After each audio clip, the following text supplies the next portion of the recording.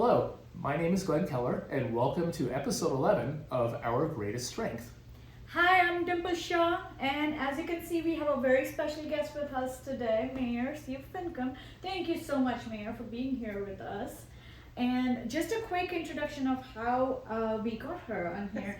Ever since Mayor assumed office as of last year, me as a resident of Carmel, I've seen her being so supportive in all the diverse and culturally rich events and activities. And we thought, okay, well, we can't find a stronger ally than our mayor right here in Carmel. Thank and that's you. why we invited her, which she accepted. Thanks again. Thank you.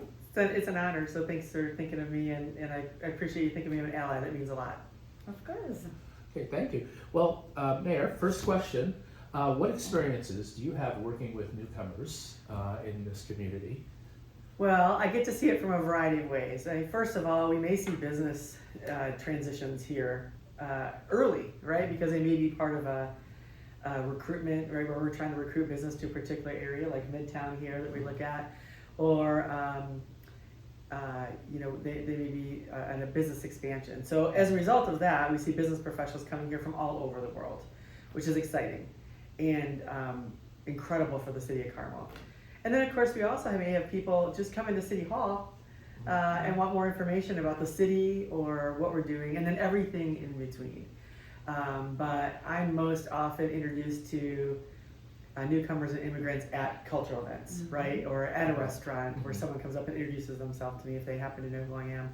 So I love those moments of just organic conversation in the community. I tend to learn the most there, right? We have an event where it's programmed and specific, but when you're just talking to somebody on the street, it's so much more rich and fun to have a conversation about where you're from, how long have you been here, why did you choose Carmel? So glad you love it, because that's usually the conversation. Awesome. Interesting, yeah. So how do your programs ensure accessibility for all community members, especially the ones who have resource constraints? Yeah, I think we've tried to be very intentional about making our programs, whatever they are, and we'll talk about some of them here in a second, free, first of all. If you can imagine anyone coming to a community, whether it be in the next county or the next continent, has a lot of resources that have just gone out of their pocket to try to move and get here. So first and foremost, I think of the fact that most of our program, if not all of it, with the exception of ticketed events, are free. And I think that encourages people to try, dip a toe into our world of what we're offering, whether it be Late Night on Main that Carmel Porch Fest puts on, or whether it be something at Midtown, even if it's a ribbon cutting where a new coffee shop is opening, that creates community and all of that. So first of all, we have free programming. Second of all, many of our partners have been intentional about cultural programming. So we may have a dance, an event that features our international sister city partners. We may have something for our disability community, like March is Disability Month, so that'll be something we highlight in the entire month of March. And so we've tried to really take a close look at who's living in our community, what program might they want, and then work through all of our partners and networks to offer a program that would be maybe interesting or hopefully transformational for them and for others who don't know about that community's needs, interests, cultures. I think that's as important as anything. Example, partnering with the Indian community here, we had our first ever Diwali event, which was exciting. Oh my gosh. I think we pulled cell phone data, by the way, and recognized there were 4,600 unique cell phones in that area over the 2.5 hours. So now you think there's children without cell phones, and there's other people who didn't bring a cell phone, and that's just over 5,000 people in a very short amount of time, and it was super fun and rewarding to see. So that first event was a lot from the Indian community, super proud, super excited, and wanting to see their community and build more relationships. Yeah, we have to find a bigger venue this time. I know, we are. We are working on a bigger venue. But the next step is then, how do we make sure that there's people maybe who grew up in Carmel and have been here for 70 years to come to that event? Or people who grew up in Greece and have moved here to come to that event.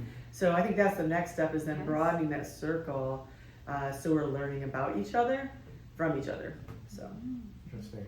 We got to get you to the Valley even this year. Yes, Yeah. there we Okay, go. no, for sure. Really, Aaron invites me.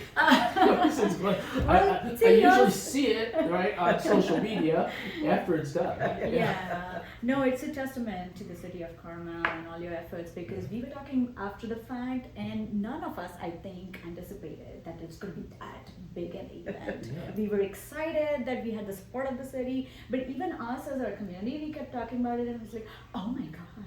We had no idea these many of us are going to show up. Oh, wow. So now we'll start bringing in friends. Okay, so you have an assignment now. Yes, I do. Yeah. To get me there. Okay, so Mayor Finkham, what valuable insights have you gained, either personally or professionally, from working with these diverse community members here in Carmel? Well, personally, I'll start there. I grew up in an itty bitty tiny town with just a few hundred people in it, a small high school, and went to a mid-sized college, and I've been in Indiana really since 1990. And so, personally, I believe it colors my world better. I am a lifelong learner, so I love learning about different cultures, history, world history. I was a math and science kid, so I'll be the first one to say geography and history are my weak points. So I love learning about that and meeting new people and being introduced to new cultures. So I feel like tagging on to that, it's also making our high school students have a broader experience. Obviously, our high school is very diverse, and they get experience through their colleagues in the schools. At least I'm talking specifically of Carmel High School.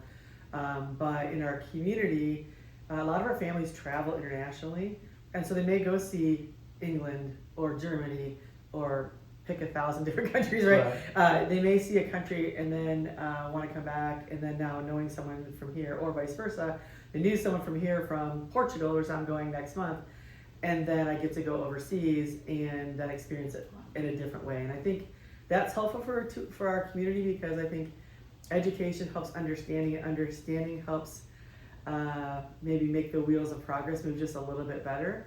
And so it makes us a community that maybe can get things done a little bit better. So those are a couple ways anyway. And as a city, it helps us, just to have maybe be a little more innovative with different perspectives and backgrounds brought to the table. Because you may have someone who grew up in a totally different world approach a problem differently, because that's what they know, and that's the key we're missing, right? To solving whatever problem it is at hand. And I just love that it's a force multiplier, if you will. I like that. Yeah. That's a great way to put it. Now, you make it all sound so exciting and simple, but I'm sure it's not so simple. What are some of the key challenges that you face while you're trying to give all these support and services, like documentation or cultural differences and adaptation? Yeah. Well, first, people come here and may not know anything about how the city does business or how anything works. I think of the times I've traveled, I have no idea how law enforcement may work. I have no idea how healthcare may operate, or if I were to actually live there, how would I go about getting a job, and what requirements would I require? So I feel like there's just so much we can educate on. And we have plans to do that as we further advance our website capabilities. And I think that we also are working on training our staff in cultural differences. There's some cultures who will drive a long ways before they pull over a car if a police officer's pulling them over. There's some cultures who come with cash to the officer, because that's custom. And there's some who get out of the car immediately. Like, all three of those things are not what our police officers would recommend. Right. And so having them understand too that these different cultures treat a traffic stop differently than we do is really important from a safety perspective, from a respect perspective, and understanding. So now think about that with every single thing that city government does. If you want to put a fence up around your house, you have to have a permit. That may not be the case in most other countries. And so, we could look at, a building inspection opportunity, code enforcement opportunity, how to speak at a public meeting or attend a public meeting, and on and on. So I think we have a wealth of opportunities for improvement that are barriers, right, for everyone to feel welcome. I think it's also, financials are always a restraint with any local government. And so I think I would love to assign a lot more dollars to this and assign consultants and others to do that. The reality is we just don't have those dollars available, so we have to figure out how to do that within the confines of what we have available now. Yes. And the good news about that is, how do we do that better? We use members of our community, Oh. right? And as volunteers and as supporters of what we're trying to do to bring us important information. We also partner with the International Center. Mm. I love that organization.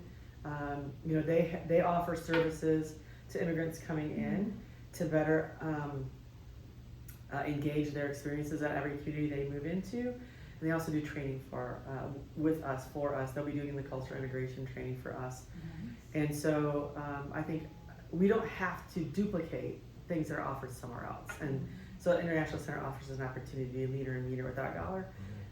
And they can provide expertise that they're very good at, that we're trying to get better at. Wow, love it, So love cool. it. Yeah. So what perspectives would you like to share that you've learned about building an inclusive community? So from my perspective as a new mayor, might be different than I might have, you know, in a couple years, but at the end of 4 years. But I feel, one, it's important. It's really important, and it matters. And I keep having people say thank you because you're paying attention. That is both awesome and meaningful, and also crushes my soul a little bit that they didn't feel that before, because I know our city staff values our diverse community. So I'm glad to carry the water on that if that's what is necessary, to make sure that underscore that is important, and it does matter to us, and we value that. I think the other perspective is, I see this as a stairway to climb, if you will. If you're standing in the bottom of the stairway looking up, you know, we clearly have opportunity.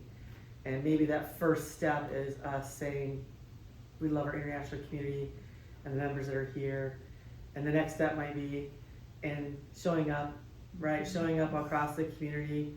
And the next step might be putting on a Diwali event, or we're doing a Japanese cherry blossom event, an Eid event, and a Latino event this year, building also on the Chinese Mooncake Festival that we've had for many years. So I think the next thing is then, you know, putting some resources behind that, whether it be time or treasure. Getting corporate partners involved as well, that's another step on the run too. Diwali, we're excited because I think we have one strong partner who may fund it next year. So that's important because we're not using taxpayer dollars, we're, you know, broadening that support in the community, but then you have more people invested in it, right? And another step is gonna be getting, you know, folks involved on boards and commissions. And then down the road, if they really like their experience, maybe they run for office, right? So it's several steps in the process there, but it's gotta start with the first step, and that is saying, this is important, it matters to Carmel, and we're gonna keep it up. Cool. So thank you. Well, how has the diversity of our community contributed to Carmel's development? You're 1 year in, right? So what you've observed, and now going forward, what role do you see it playing in our city's future? We've talked about a little bit of this, but clearly we have the talent attraction has been huge. We have a lot of professionals that are immigrants, so attorneys, physicians, you know, technical workers that have filled really important jobs for Central Indiana, living right here. A lot of college professors, you know, and so that's been super helpful. Two, again, they've made the fabric of our community richer, and again, we've talked about the value of that as well. And both those reasons will remain important as we move forward. The war on talent, or the war for talent, I should say, is going to continue. It's going to get nothing but harder and harder to get qualified people. We're all going to be fighting, every community's going to be fighting for talent as we move forward. You know, especially baby boomers start to really retire at a rapid rate. They already have been, but that's going to accelerate. And I also believe that just that rich diversity of thought and experience is going to continue to fuel us from an innovation perspective. And we need to understand that, embrace that, and figure out how to harness it. Thank you, love it. So have you observed any differences, Mayor, in how various cultural communities are welcomed and integrated? Are there differences there? Oh, I don't know that I've seen, I don't have specific recommendations for you or observances there, other than I think if someone's moving here from a country and they don't have a lot of peers or network here, it's harder, as you might imagine. If if I decide I love Portugal and I want to stay over there after my vacation, clearly it would be an easier experience for me to do that if I found the group of Americans that had were now living over there. They'd be able to give me ideas on processes and documentation and jobs and all that much easier. Tips and tricks, right, to how to navigate. So clearly if someone was here, we have a very established Indian community, we have a very established Japanese community and Chinese community. So they're going to have an easier time fitting in, so to speak. Maybe some small South African country or tiny European country, those are going to be harder to do, I think, or make successful out of the gate, especially if they don't engage with us here or they don't engage with the Welcome Center that the International Center has or the one downtown Indy has. So I think that's the only thing I'm really aware of as far as if people are coming here, the differences. It just depends on how many people are here and how established they feel. But understanding that, we need to do a better job on the city website and other things, making sure they understand, and again, this could apply to somebody coming from Illinois as well. What resources are here? How can they fit in more so they feel like they really belong in their new community? So again, that's definitely on our task list moving forward. I think that's something we've heard over and over again is those peer communities are really super important. Yeah, and that's why these events matter too. The Diwali event, the Japanese event, and beyond, is because if we make that community stronger, and where they know there's more ties like a spider web within, they'll be able to help others that are coming here a little better as well. I know that there's realtors that, I have a friend who only specializes in Indian relocations, the same thing for Italy, right? So knowing those resources are there throughout the community is important as well. And speaking of realtors, they're wonderful cultural ambassadors for us, usually because they clearly understand the city of Carmel, they understand the resources here, they understand how to navigate when you're moving in, and they've been a wonderful partner for us. And so we've talked about doing a portal, if you will, that our realtors can navigate to get more information about the city of Carmel to give to people moving here. And I think that's super important. Oftentimes they're the first Carmel person someone may talk to. Oh yeah. So we want to make sure that they have what they need to help us. Something else you said that too, it resonated with me as an immigrant, is how those peer communities are important. So I know as an immigrant, when I first came into this country, I was looking for people like me, or like who are from my country, right? But what's been unique with Mayor, after you resumed the office, is the city is supportive to help build those peer communities for us. Because earlier it felt like, and most immigrants might have the same experience, where we are responsible for finding those communities, building those communities, but seeing that the city is helping us to giving us a platform or occasions or events to participate in something like that. I think that's huge. But we also want to make sure those peer communities attend the other events. Of course. Carmel Fest and Carmel International Arts Festival. Because we also, exactly.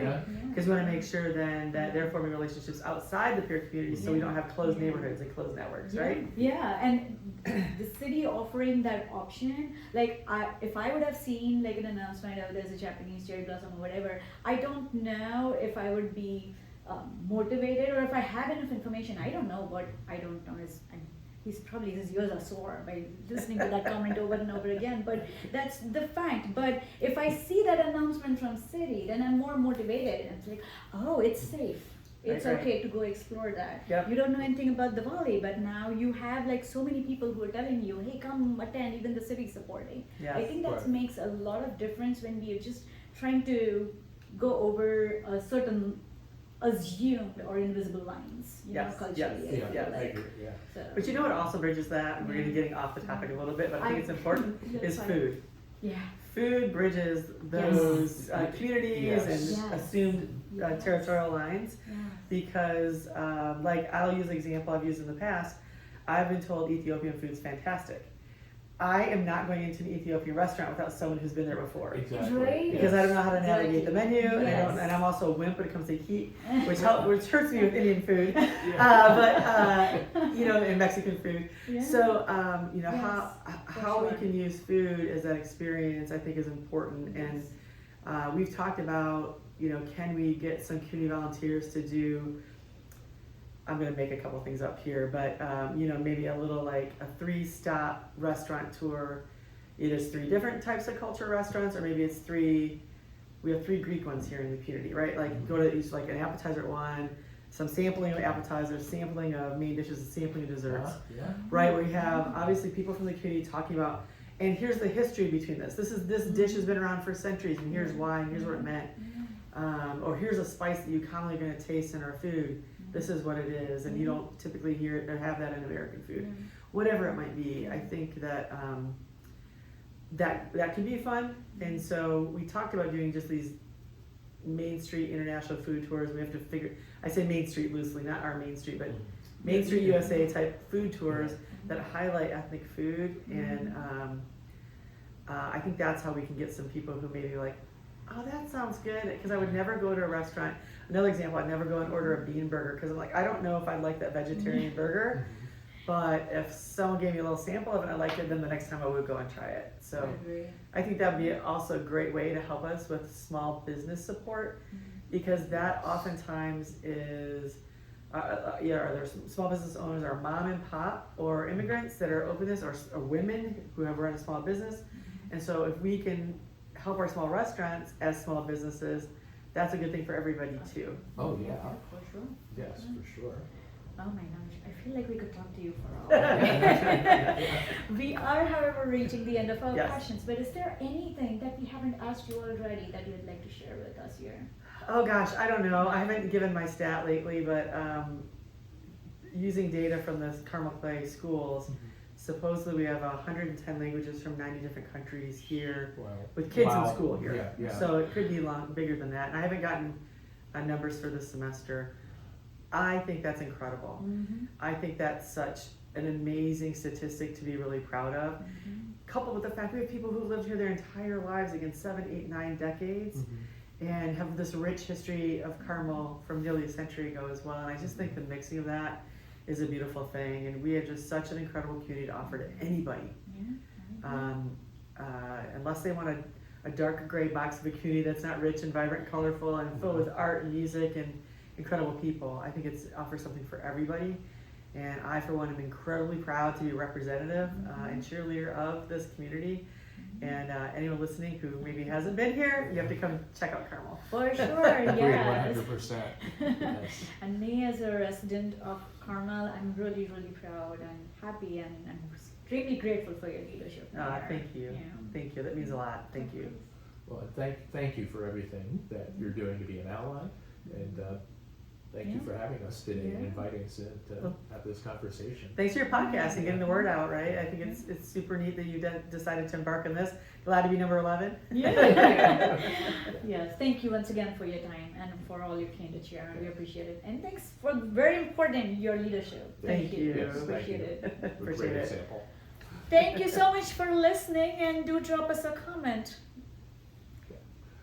And don't forget to subscribe.